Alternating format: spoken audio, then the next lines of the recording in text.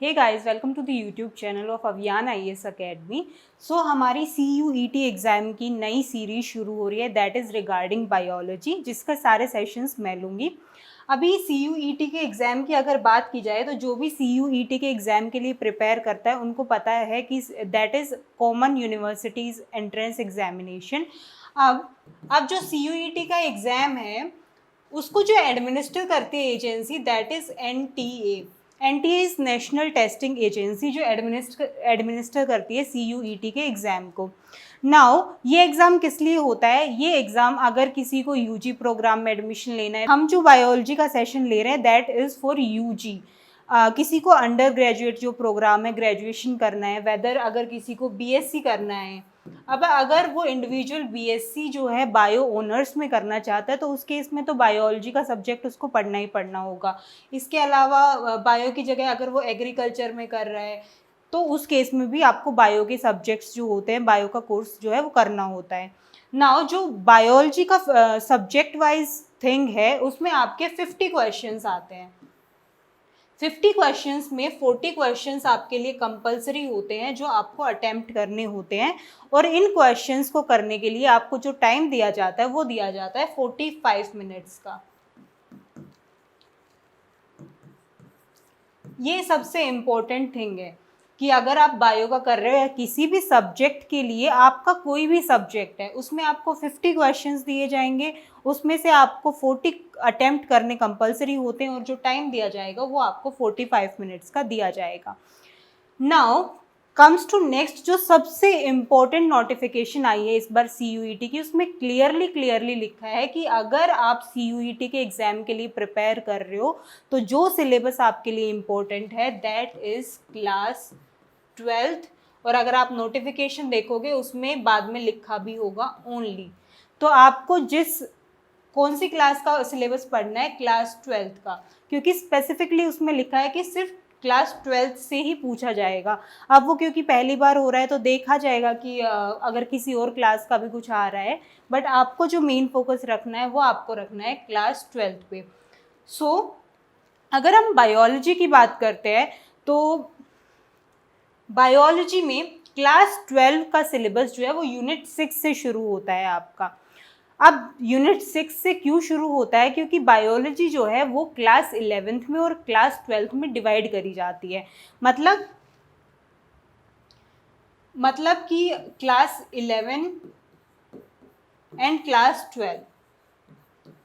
तो क्लास 11 में 1 से लेके 5 यूनिट्स जो है बायो की वहाँ पे कवर की जाती है, और उसके बाद की जो 6 से यूनिट स्टार्ट होती हैं वो आपकी क्लास 12 में कवर की जाती है।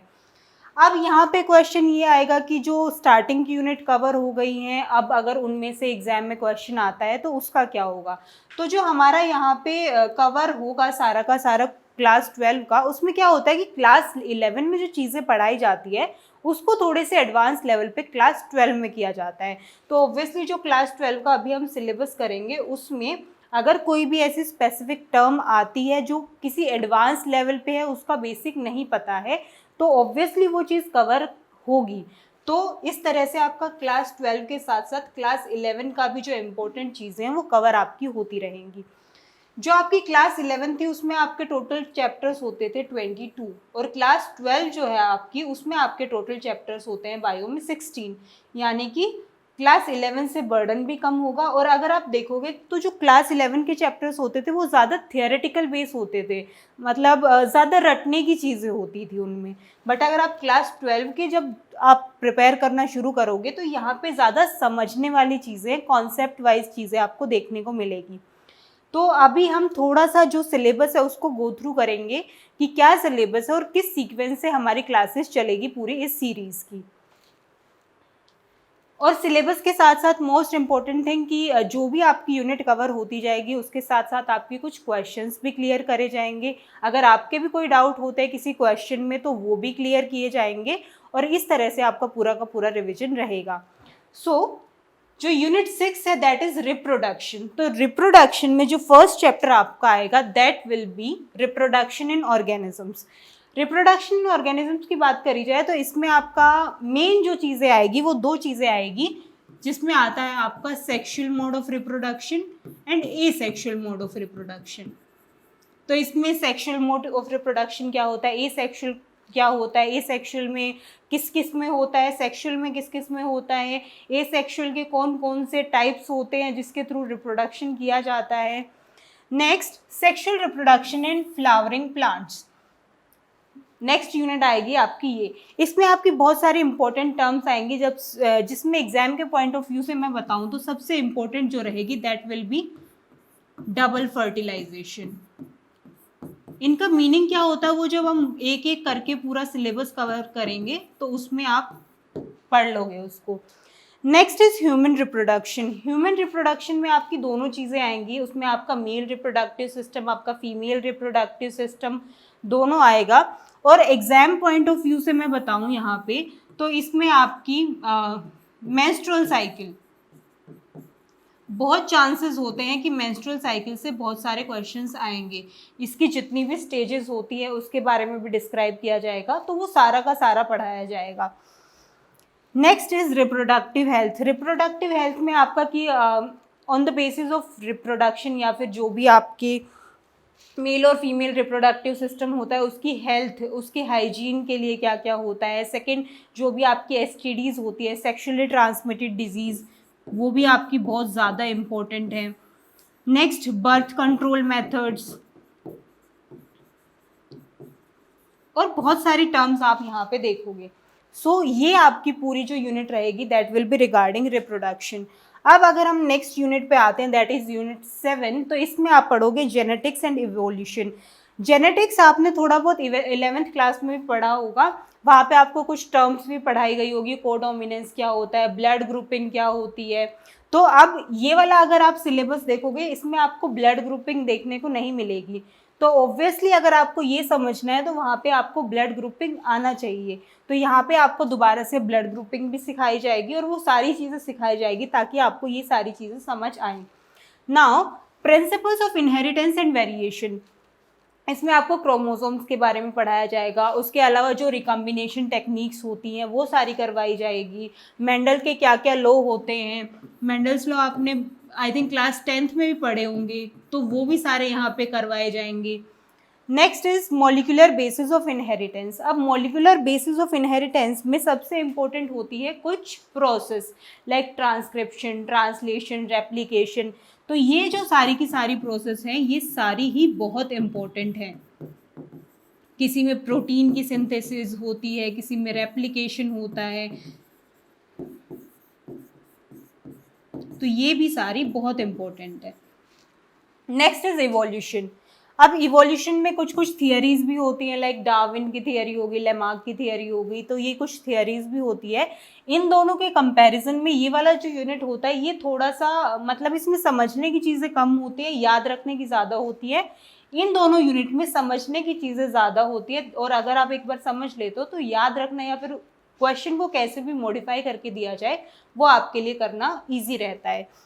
सो अभी तक हमारा क्या रहा है कि यूनिट 6 में आपका पूरा रिप्रोडक्शन रहेगा, asexual, sexual, then human reproduction, उसके बाद reproductive health, and then next is genetics, कि आफ्टर रिप्रोडक्शन जब इंडिविजुअल या ऑफस्प्रिंग आता है तो उसमें कैसे क्रोमोसोम डिवाइड होते हैं, क्या चीज़ें होती हैं, वो सारी की सारी आएंगी हमारी नेक्स्ट यूनिट में।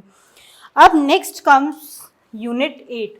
Unit 8 is biology in human welfare. अब इसमें जो जो आपकी यूनिट्स आएंगे उसमें आएगा आपका human health and disease. Human health and disease की बात की जाए तो यहाँ पे सबसे पहले तो जो डिजीज़ वाला पोर्शन है वो सारा का सारा बहुत ज़्यादा इम्पोर्टेंट है। इसमें हो सकता है आपसे पॉजिटिव एजेंट पूछा जाए या फिर मतलब कैसे भी क्वेश्चन रिलेट करके पूछा जा सकता है। फॉर एग्जाम्पल, एक सिंपल एग्जाम्पल है कि टाइफाइड पूछा गया, उसका पॉजिटिव एजेंट क्या है, सैल्मोनेला टाइफी, तो कैसे भी क्वेश्चन रिलेट करके दिया जा सकता है। हो सकता है किसी का लाइफ स्पेन पूछ लिया जाए। उसके अलावा जो इम्पोर्टेंट है यहाँ पे आपका आता है एक important topic that is immunity. Immunity के जो टाइप्स होते हैं, कौन सी एक्वायर्ड इम्यूनिटी होती है, कौन सी इन्नेट इम्यूनिटी होती है, वो भी सारी की सारी बहुत ही इम्पोर्टेंट है। Next is strategies for enhancement in food production. अब यहाँ पे बहुत सारी रिकम्बिनेशन टेक्निक्स होती हैं, बहुत सारी, जैसे आपने नाम सुना भी होगा बीटी कॉटन। अब वहाँ पे कॉटन के आगे जो बीटी लगा है उसका क्या मतलब है, उसको अगर इंडल्ज किया गया है उसमें तो उसका यूज़ क्या है, तो वो सारी की सारी चीज़ें, ये एक सिर्फ एग्जाम्पल था कि कैसे इम्प्रूव किया जाता है, तो वो सारी चीज़ें आप पढ़ोगे फूड प्रोडक्शन में। Next is microbes in human welfare, मतलब जो माइक्रो ऑर्गेनिजम्स होते हैं वो ह्यूमन वेलफेयर में उनका क्या यूज़ होता है, वो सारा का सारा आप पढ़ोगे ह्यूमन वेलफेयर में। Next unit is biotechnology. अब बायोटेक्नोलॉजी में first is principles and processes, जो मैंने वो बताया था ट्रांसक्रिप्शन, ट्रांसलेशन एंड रेप्लिकेशन, वो भी यहाँ पे रिलेट होगी। उसके साथ साथ इसकी क्या क्या एप्लीकेशंस है, किस किस वे में इसको यूज़ किया जाता है, जब आप इसके सब पार्ट्स देखोगे तो एक एक करके वो सारी चीज़ें भी आपकी क्लियर होंगी। सो इसके बाद आपकी जो अभी तक जितना भी पोर्शन आया है उसमें सिर्फ इवोल्यूशन ऐसा था जहाँ पे आपको याद करने का ज़्यादा काम रहेगा, अदरवाइज जितनी चीज़ें रहेंगी वो सारी की सारी आपकी समझने की चीज़ें रहेंगी। नेक्स्ट इज इकोलॉजी, इसमें आपको ऑर्गेनिजम्स, पॉपुलेशंस, इकोसिस्टम। अब इकोसिस्टम में इसमें भी बहुत सारे इंपॉर्टेंट टर्म्स होती हैं, लाइक आपका एनर्जी फ्लो, आपका एनर्जी फ्लो कैसे रहता है ऑर्गेनिजम्स में, या फिर जो पिरामिड्स होते हैं वो कैसे होते हैं, वो सारी चीज़ें आती है। बायोडाइवर्सिटी क्या होता है, कंजर्वेशन में क्या क्या चीज़ें आती है, एनवायरमेंटल इश्यूज़, एनवायरमेंटल इश्यूज़ में स्पेसिफिकली आप जो पॉल्यूशन का इशू है वो देखोगे। अब इसमें आपके इम्पोर्टेंट अगर बात की जाए तो जितने भी पॉल्यूशन है, whether it is water pollution, whether it is soil pollution, whether it is noise pollution, वो सारे के सारे आपके यहाँ पे इंक्लूडेड होते हैं। ये एक छोटा सा ब्रीफ है सिर्फ आपको ये समझाने के लिए कि इसमें आपका रटने का बहुत ही कम चीज़ें हैं, सिर्फ आपको एक समझनी है, जो एक चैप्टर वाइज जब हम इसको शुरू करेंगे तो वो सारी की सारी आपको धीरे धीरे समझ भी आएंगे और आपका एग्ज़ाम भी आसानी से क्लियर हो जाएगा।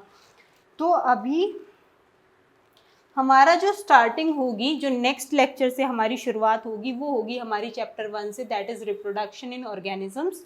इसमें आपकी स्टार्टिंग में रिप्रोडक्शन से पहले एक टर्म आता है लाइफ स्पैन, उस लाइफ स्पैन के बारे में बताया जाएगा। देन जितने भी मोड्स ऑफ रिप्रोडक्शन है जो मैंने बताया, एसेक्सुअल, सेक्सुअल, इनके एग्जाम्पल्स देके किस किस टाइप से इनके क्वेश्चंस आते हैं, हर यूनिट को इसी सीक्वेंस वाइज आपका सारा का सारा क्लियर किया जाएगा।